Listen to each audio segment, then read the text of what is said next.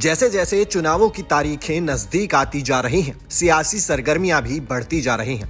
कांग्रेस नेता की संसद सदस्यता बहाल होने के बाद पार्टी का आत्मविश्वास बेहद बढ़ा हुआ नजर आ रहा है।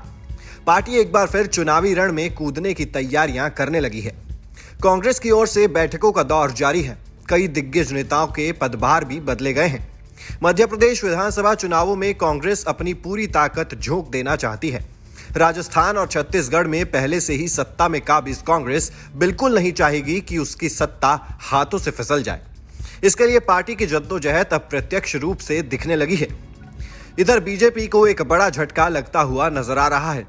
2018 के मध्य प्रदेश चुनावों में जीतने के बाद अपनी ही पार्टी से बगावत कर बीजेपी में शामिल होने वाले ज्योतिरादित्य सिंधिया को उन्हीं के एक और साथी ने धोखा दे दिया और एक बार फिर से कांग्रेस का दामन थाम लिया है।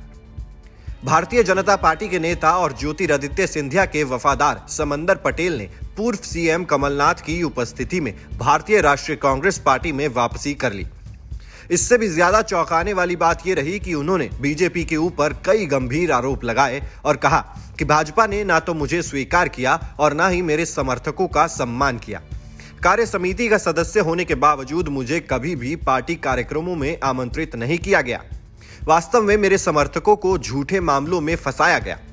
पटेल ने कहा कि मैं सिंधिया खेमे से कांग्रेस में लौटने वाला 5वां व्यक्ति हूं, क्योंकि मैंने भाजपा में अपमानित महसूस किया, जिसके नेता मेरे क्षेत्र में भ्रष्टाचार में लिप्त हैं। पटेल ने दावा किया कि वो 1993 में माधव राव सिंधिया और उनके बेटे ज्योतिरादित्य सिंधिया के कट्टर समर्थक थे। कांग्रेस परिवार का ही सदस्य था, बाकी कुछ भटक के वापस मैं अपने घर आ गया हूँ। अगर सुबह का भला शाम को आता तो उसको बुरा नहीं कहते हैं।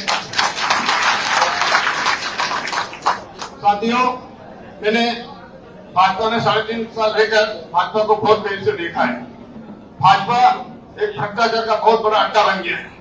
वहां पे संगठन और सत्ता में, संगठन में वहां पर पार्षद से लगा के तो विधायक और सांसदों के टिकट की बोलियां लग रही है।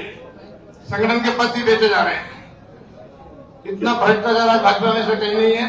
और जो पार्टी अपने आप को अनुशासन बताती है, अनुशासन पार्टी है, आज इतनी अनुशासन हिंसा के वहां है, इतने किसी पार्टी में नहीं है। मैंने 3 साल में जो इतना भोगा है और इतना करीब से मैंने वहां देखा लगातार। मेरे साथ भी 3-3.5 साल में इतना मेरे साथियों के साथ अन्याय हुआ। मेरे कार्यकर्ता के ऊपर छोटे मुकदमे दर्ज हुए, उनको नुकसान पहुंचाया गया, उनकी फसलों को, खड़ी फसलों को रातों रात बुलडोजर से नुकसान किया गया। तथा मुझे कभी 3.5 साल में भाजपा का माना ही नहीं। ना तो मुझे शासकीय कार्यक्रमों में बुलाया जाता था, ना संगठन के कार्यक्रमों में बुलाया। समंदर पटेल कांग्रेस में वापसी करने के लिए करीब 800 गाड़ियों का बड़ा काफिला लेकर पहुंचे थे, जिसने राजनीतिक गलियारों में उनकी चर्चा को और भी ज्यादा बढ़ा दिया है। यहां समंदर पटेल और कमलनाथ के साथ साथ कांग्रेस के कई दिग्गज नेता दिखाई पड़े थे। अगर बात की जाए साल 2018 के विधानसभा चुनावों के नतीजों के बारे में, तो 2018 में पटेल ने जावद से निर्दलीय के रूप में चुनाव लड़ा था और 35,000 वोट हासिल किए थे। लेकिन 2019 के लोकसभा चुनावों से पहले उन्हें फिर से शामिल किए जाने से पहले कांग्रेस से निष्कासित कर दिया गया था।